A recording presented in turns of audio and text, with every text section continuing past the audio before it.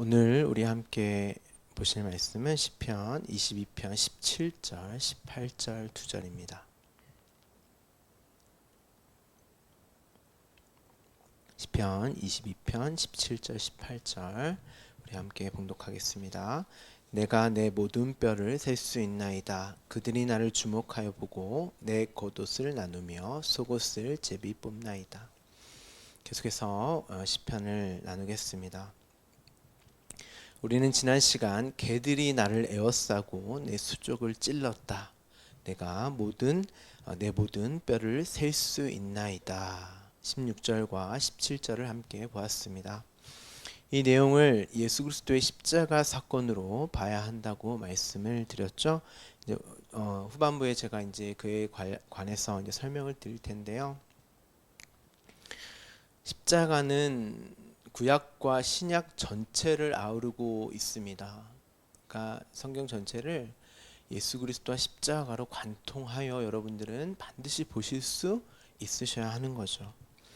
다윗은 예수 그리스도 메시아를 모형하고 상징하는 인물임과 동시에 구원받은 자의 존재됨과 삶의 현실을 모두 설명하는 인물이라는 사실을 반드시 기억하셔야 합니다.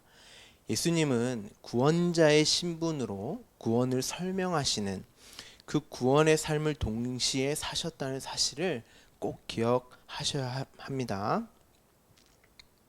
그래서 예수님이 구원자셨지만 하나님이 살려내시지 않으면 살아날 수 없는 그 죽음의 자리까지 내려가셔서 그 구원이 무엇인지를 설명하셨단 말이죠. 예수님이 그냥 완성된 성인의 모습으로 아담처럼 화처럼 오셔서 십자가만 지시고 당신의 백성을 구원하셔도 되는 거잖아요. 그런데 왜 굳이 하나님 아들의 삶을 역사 속에서 사셨냐는 것이죠. 그것도 이스라엘 하나님이 장자라고 칭했던 그들의 행보와 동일하게 사셨단 말이죠. 왜냐하면 그 아들 장자의 삶이 무엇인지를 이 땅에 오셔서 사심으로 보여주시고 설명하셔야 했고, 이것이 바로 아들의 삶이지, 이것이 바로 하나님 백성 자녀들의 삶이지 하고 맏아들이신 예수님이 십자가의 삶을 실제화하여 하나님의 믿음에 의해 믿음에 이르게 되는 것이 무엇인지를 보여주셨던 거예요. 그래서 히브리서 11장에 보면 그들의 역사 속 실체는 형편이 없었어요. 근데 예수 그리스도의 의, 믿음으로 말미암아 믿음에 이르게 된 삶으로 성경이 기록을 하고 있단 말입니다. 계시록에 보면 그들의 삶을 말씀이라고 해버려요. 그냥 이름을.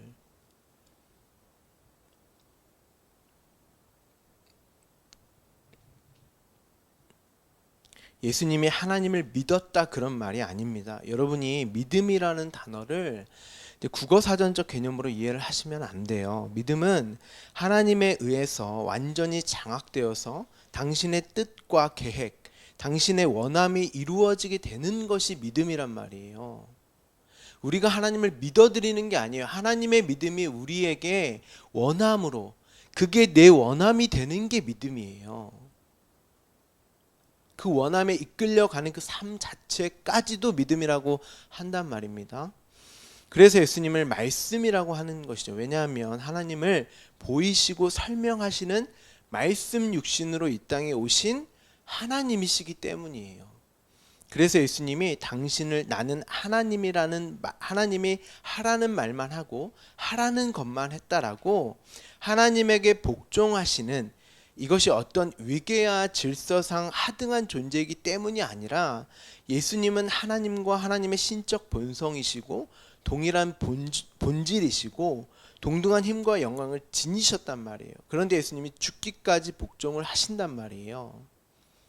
나를 보면 반드시 하나님 아버지를 보는 것인데 너희는 어찌 아버지 하나님을 보이라 하느냐. 빌립보서 2장 8절에 이런 말씀이 있습니다. 사람의 모양으로, 예수님을 이제 설명을 하는 거죠. 사람의 모양으로 나타나사 자기를 낮추시고 죽기까지 복종하셨으니 곧 십자가에 죽으심이라. 여기서 복종하다라는 뜻은 아래에서 듣다, 원어를 보면 합성어예요. 아래에서 듣다, 이 단어는 사실 순종이라고 해야 맞습니다. 복종이라는 단어의 뉘앙스는 나라는 존재의 주체성을 전제로 판단할 수 있는 능력이 있어 내가 원하지 않아도 질서상 나보다 높은 권위자의 말에 따라 행하는 것을 말하지만, 순종은 달라요. 그래서 원문을 보면 복종과 순종의 단어 자체가 다릅니다.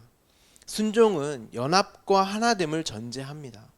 나의 판단에 의한 결정과 원함이 있을 수 없어요. 내 뜻이 있을 수 없습니다. 내가 하기 싫지만 꾹 참고 억지로 내어놓는 몇 가지 행위가 순종이 아니에요. 우리는 그렇게 생각을 하잖아요. 그러면 어떤 분들은 우리에게 자유의지가 어디 있냐? 자유의지를 전제로 한 의지를 발동해서 하나님을 사랑해야지 우리가 로봇이냐? 이렇게 질문을 하시는 분들이 있습니다. 보세요. 성경에서 우리와 예수님의 관계를 뭐라고 정의합니까? 한 몸이라고 정의를 하죠. 예수님을 우리의 머리 되신 분이라고 하고 우리는 지체입니다. 이 지체가 따로 자유의지를 갖고 있습니까? 한 몸이에요. 그냥 그게 뭐라고 설명을 제가 못 드려요. 만약 지체 중에 하나인 팔이 자유로운 의지를 가지고 자기 마음대로 해버리면 그것이 중풍이에요. 병이란 말이에요. 그래서 성경에서 중풍병자, 그렇게 많은 병이 있었는데 중풍병자가 등장을 해요. 그 한 지체가 아닌 따로 노는 자기 의지와 주체성을 가진 그들을 중풍병자라고 칭하는 거예요, 성경이. 그런데 자꾸 인간의 의지, 주체성, 독립성에 초점을 두니까 자유의지 이런 이야기가 나오는 것입니다. 성경에 자유의지라는 단어는 없어요. 우리는 이 하나됨에서, 연합됨에서 벗어나면 그냥 없음이에요. 티끌이요 먼지란 말이, 그것을 죽음이라고 하고, 그래서 예수님이 십자가에 달려 죽기 전에 그 단절된 죽음, 사망의 자리인 십자가의 잔을 피하게 해달라는 기도를 하신 거예요. 왜냐하면 거기 끊어지면 영원한 사망이기 때문에. 영원한 한 몸이신 그분이 그 고통을 아신단 말이에요. 그런데 예수님이 그 잔을 피하게 되면 그게 또 죽음, 사망이잖아요. 자기 주체성과 자기 의지와 자기의 어떤 판단으로 자기의 뜻과 원함을 요구하는 그런 자가 되기 때문에 십자가는 자기의 죄의 결과에 의해서 죽어야만 하는, 왜냐하면 선악과를 따먹고 하나님처럼 되려고 했던 그 죄로 영원히 단절되어야만 하는 산물, 곧 자신의 힘과 능력, 생명이 끊어지는 사망의 자리이기도 하지만, 완전히 자기 능력과 힘이 부정되고 부인되는 곧 자신의 존재는 하나님에 의해서만 되어지고 살 수 있다는 구원의 자리이기도 한 거예요. 또한 십자가는 하나님이 자신이 구원하기로 작정한 당신의 백성과 하나됨이 연합되는 장소로서 그 대가는 신의 죽음이라는 것을 보여줌과 동시에 구원받은 당신의 자녀들의 구원이 완성되는 언약의 성취가 이루어지는 진정한 생명이 주어지는 자리이기도 한 거예요. 제가 하나됨 이런 말 쓰니까 불교에서의 어떤 합일 이런 거라고 생각하시면 안 돼요. 그런 합일이 아닙니다. 우리가 하나님이 되는 게 아니에요.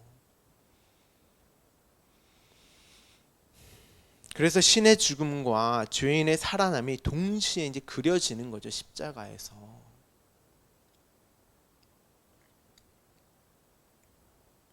그 모든 일은 하나님이 자신을 위해서 자신이 친히 준비한 그 일은 처음과 끝 예수 그리스도로 말미암아 그 과정과 결국이 하나님의 능력과 힘으로 되어진다를 보여주기 위해서 시편 22편 처음에 아얄렛 샤할, 암사슴, 그 힘과 능력을 이렇게 기록을 하고 있는 거예요.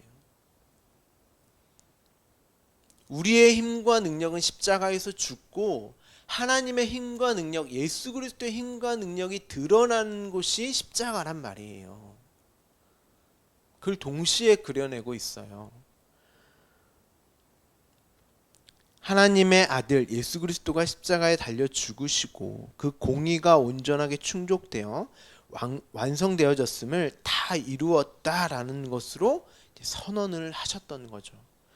그러한 자기 부정과 부정, 그 순종함을 내가 내 모든 뼈를 셀 수 있나이다라고 다윗이 그 내용으로 고백을 하고 있는 것입니다.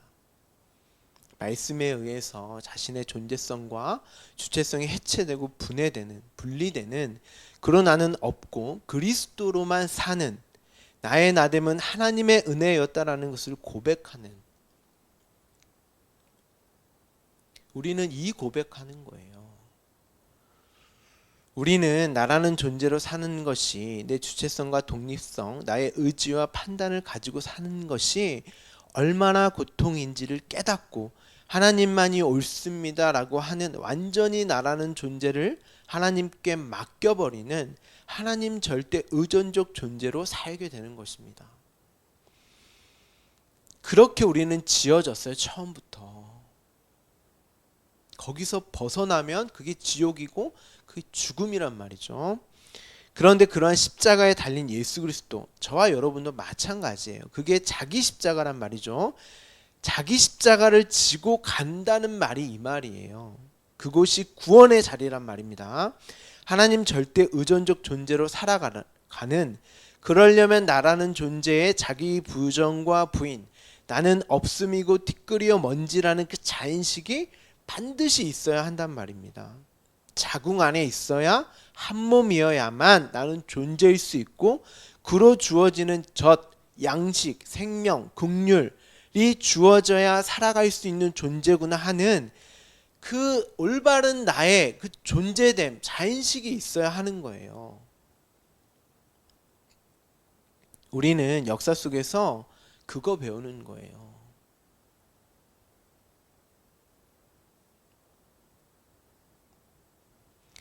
그런데 이 세상에서 하나님처럼 되고 싶고 왕이 되고 싶은 자들이 뭐라고 생각하겠어요? 우리를 뭐라고 생각하겠습니까? 그러한 우리를 주목하면서 뭐라고 생각하겠어요?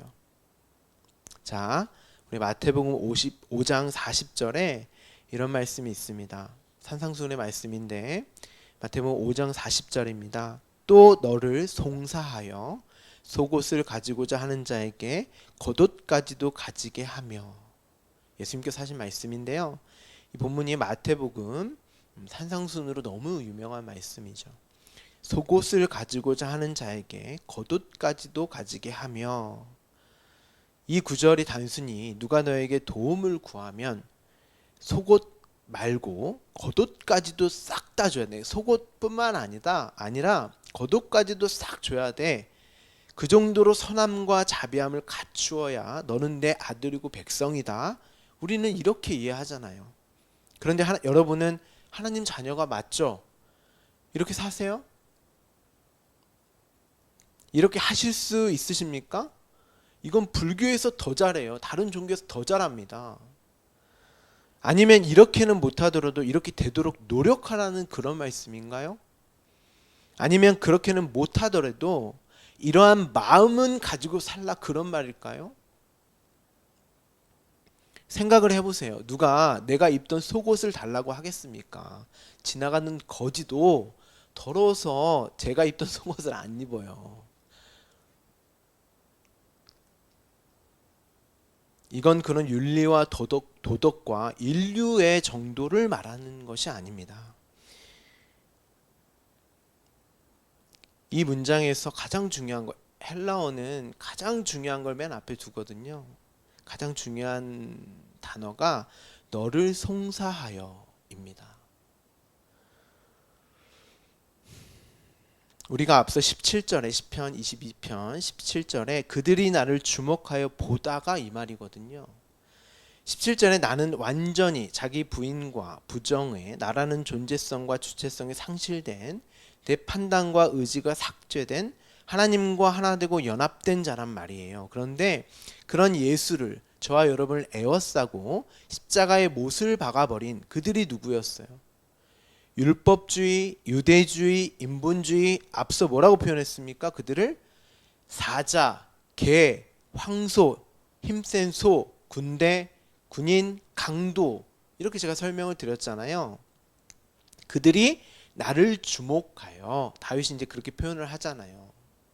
그것을 예수님께서 너를 송사하여, 이 주목하다라는 단어는 히브리 원문을 보면 고려하여, 판단하여, 생각하여 너를 보면 그런 뜻입니다.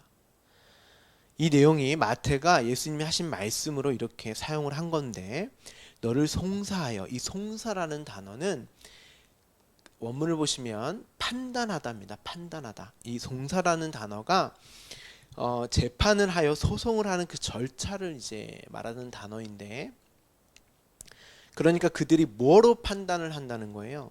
뭐로 재판을 했다는 겁니까? 당연히 율법이죠. 그 율법으로 판단을 해서 그를 그런 사람이라고 결정을 해서 보고 있는 그 자의 겉옷을 나누며 속옷을 제비 뽑나이다, 이렇게 말을 하고 있는 거예요.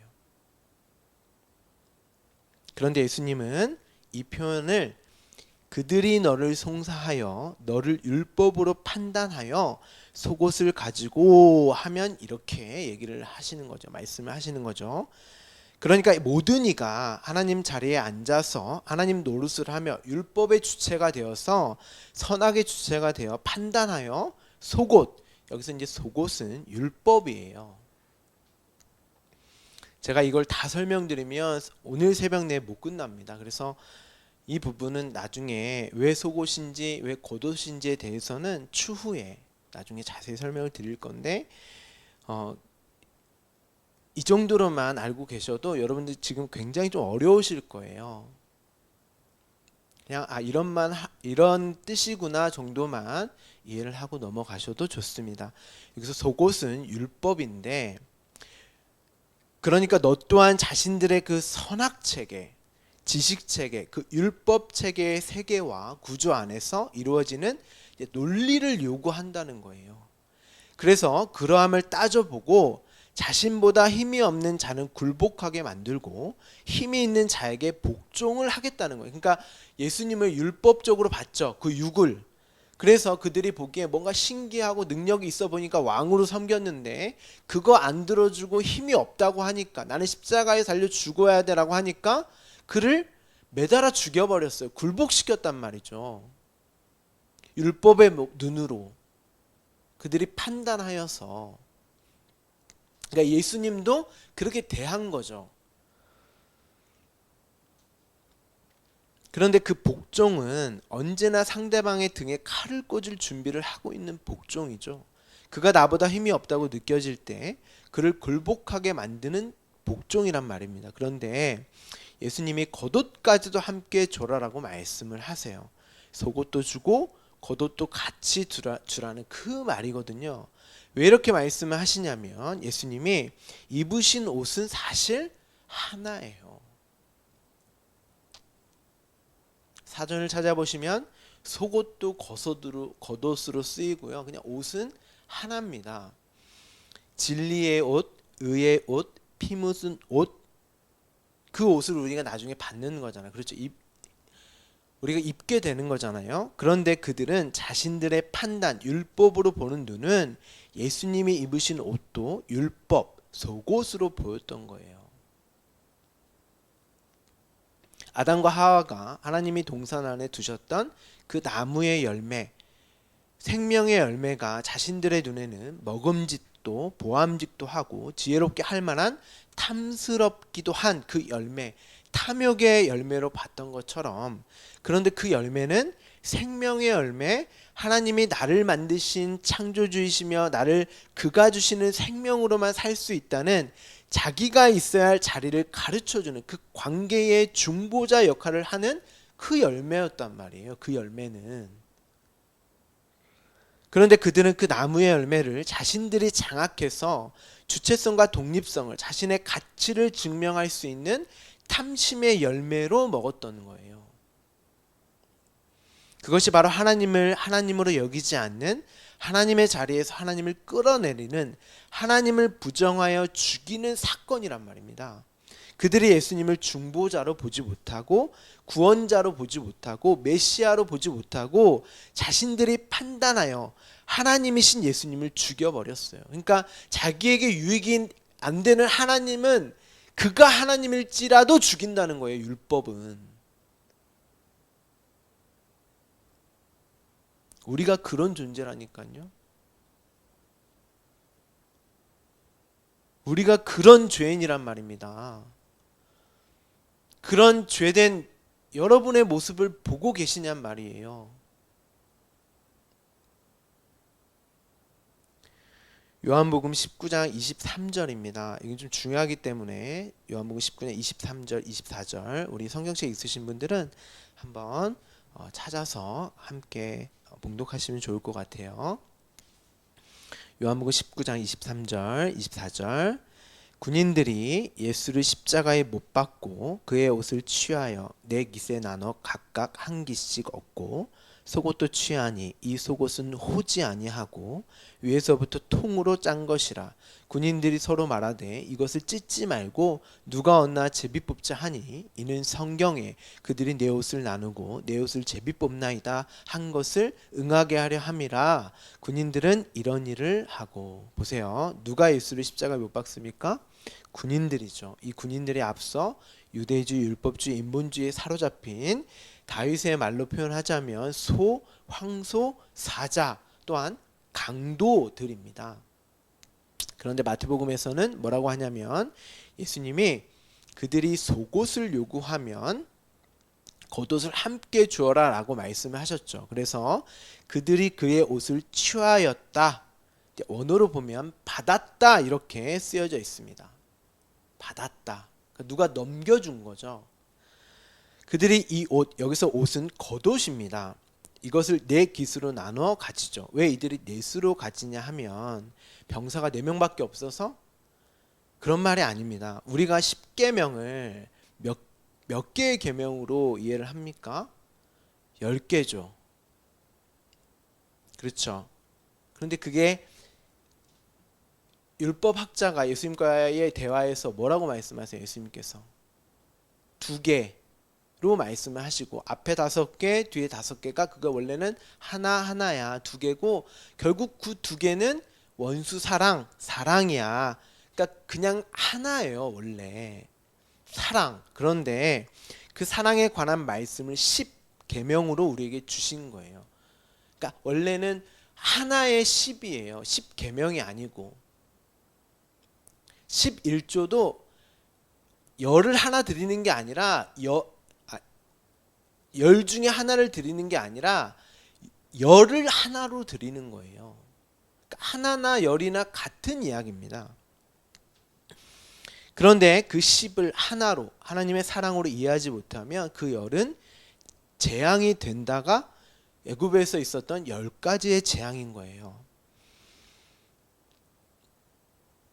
그런데 예수님께서 그 앞에 하나님 사랑은 설명 안 하시고 뒤에 이웃 사랑이라고 우리가 알고 있는 뒤에 5개를 이제 설명을 하시는데 몇 개로 설명을 해주시냐면 4개로 설명을 해주세요. 그리고 그것을 원수 사랑으로 끝을 냅니다. 하나님이 원수인 너희를 사랑하셨다가 계명의 끝이란 말이에요. 그 사랑 하나인 거예요. 그러니까 그런데 왜 앞에 5개는 말씀하시지 않았는가? 물론 구약에서 예수님께서 설명을 했지만 하나님께서 설명을 했지만 우리가 하나님 사랑이라고 이야기하는 것은 우리가 할 수 있는 사랑이 아니에요. 왜냐하면 그 하나님은 우리가 어떻게 인식하고 포착하며 사랑할 수 있겠어요.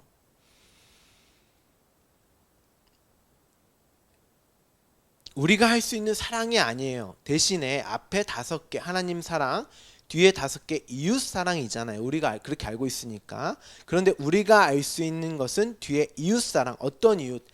나라는 이웃. 원수는 나란 말이에요.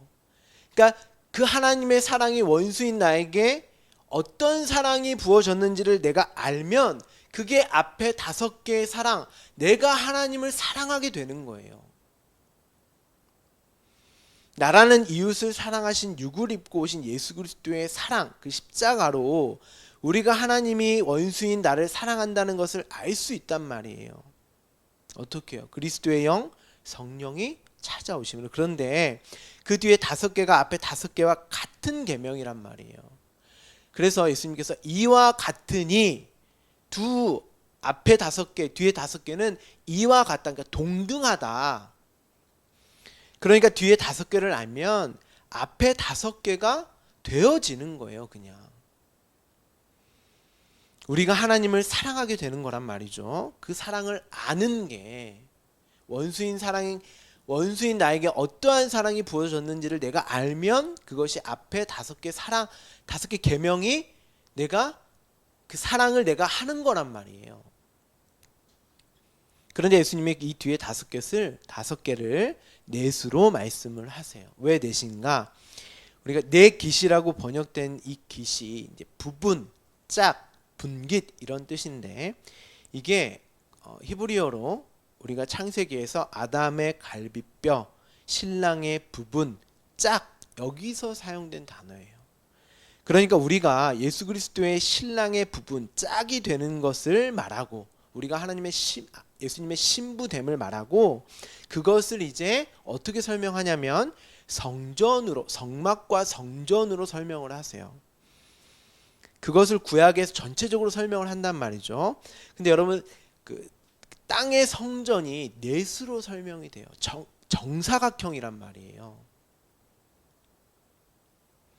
당신의 백성과의 연합됨, 성전의 완성, 그 넷으로의 완성을 하나님이 거하시는, 우리 안에 뚫고 들어와서 우리와 연합하시는 그 내용으로 설명을 한단 말이에요. 그게 완성된 게 뭐였어요? 다윗이 솔로몬으로 평화 이런 뜻도 있지만, 샬롬의 뜻도 있지만, 샬롬은 완성됨, 다 이루심 이런 뜻이 있단 말이에요. 그렇게 하나님과 우리의 완성된, 연합됨, 하나됨을 이제 성전으로 계속 설명을 하시고, 다윗이 지금 그 이야기를 하고 있는 거예요. 이 당신의 옷을 넷으로 주자. 그들이 그 넷을 받아서 하나님의 사랑이 무엇인지를 알고, 자신들이 어떻게 하나님의 신부가 되었는지, 어떻게 내가 하나님의 성전이 되었는지, 하나님이 우리 안에 어떻게 거하게 되셨는지를, 연합되었는지 하나가 되었는지를 그 넷으로 알게 된단 말이죠. 그런데 원래 그 옷은 하나란 말이에요. 사랑. 그래서 우리에게 결국 그 의의 옷, 한 옷으로 주어지는 거예요. 진리의 겉옷, 그래서 속옷도 취했다. 어떻게 해요? 그들이 그것을 찢지 말고라고 이제 한단 말이죠. 그 겉옷을 넷으로 받은 자는 속옷이 뭐라고 말씀드렸어요? 율법이었죠. 그러니까 율법을 이제 뭐라고 표현하냐면, 위에서부터 통으로 짠, 그러니까 뭐 위에서부터 바늘로 이런 말이 아니고, 위로부터 난, 하늘로부터 난 이런 뜻이에요. 이 단어가 아노덴이라는 단어인데요, 니고데모에게 거듭나지 않으면, 네가 하늘로부터 나지 않으면, 그 단어예요. 그러니까 그들이 그 율법을 이제 하나로 된 옷으로, 의의 옷으로, 하늘로부터 온 그 은혜로 주어진 겉옷, 진리의 옷으로 이해를 했기 때문에 이제 그 율법을 겉옷으로 완전히 그들이 입은 거고, 그래서 찢지 말자 그러는 거예요. 원래 율법은 여러 개로, 원래는 하나님께서 주신 그 말씀을 그들이 계속 나눴단 말이에요. 그 뜻의 진위를 모르기 때문에 그걸 해석하는 과정 중에서, 그러면 이 정도만 하면 그걸 지켰다고 하자, 그러면서 계속 나눴단 말이에요. 그걸 찢는 거죠. 그러니까 사실은 하나의 옷, 진리의 옷, 생명, 은혜의 옷으로, 의의 옷으로 그들이 입은 거죠. 그들이 속옷을 요구하자 예수님이 겉옷과 함께 겉옷으로 넷을 주자. 근데 원래 그것은 하나니까, 진리의 옷, 그들의 생명, 사랑으로 깨닫게 되니까 그 율법이 이제는 생명으로 이해를 했다, 이 말을 설명하고 싶은 거예요. 이게 창세기부터 계속해서 반복되어져 설명되어져 온 이야기입니다. 그래서 아담과 하와도 옷을 입죠. 그들이 무화과 나무 잎으로, 이게 원래 띠입니다. 띠. 이 옷을 입는데 자기의 행위로, 자기의 판단과 열심과 노력으로, 그게 율법이란 말이죠. 근데 하나님이 그거 찢어버리고 의의 옷, 겉옷, 겉옷을 준단 말이에요. 가죽옷, 예수 그리스도라는 옷. 여러분은 어떠세요? 여러분이 하나님을, 예수 그리스도를 십자가에 죽인 자들이 맞습니까? 그런 죄의 자각이 있으세요? 성령님이 오시면 죄에 대해서, 너희가 바로 하나님 예수 그리스도를 죽인 자들 아니냐, 너희가 선악과 따먹고 하나님처럼 되어서 판단자가 되어서 하나님을 하나님 자리에서 끌어내린 그 반역자들 아니냐.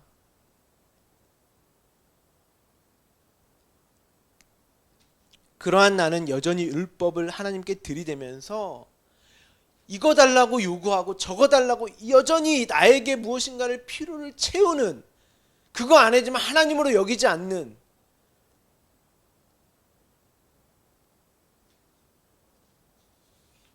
그거 내가 또 그런 행위와 어떤 믿음의 어떤 모습이 드러나지 않을 때 하나님을 두려움과 공포의 대상으로 여기는, 여전히 하나님의 사랑을 깨닫지 못하고 알지 못하는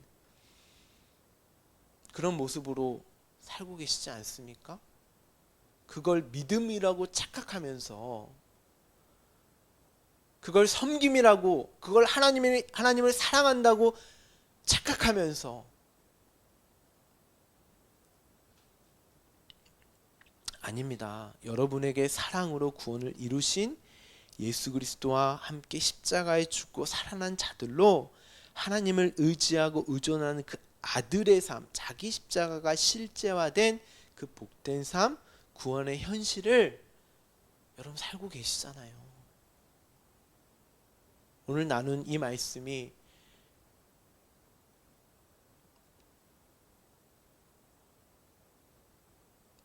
진정 은혜의 말씀이 맞습니까? 여러분에게는 어떤 게 진짜 말씀이고 생명이며 은혜이며 긍휼입니까? 여러분은 어떤 옷을 입고 계십니까? 함께 기도하겠습니다.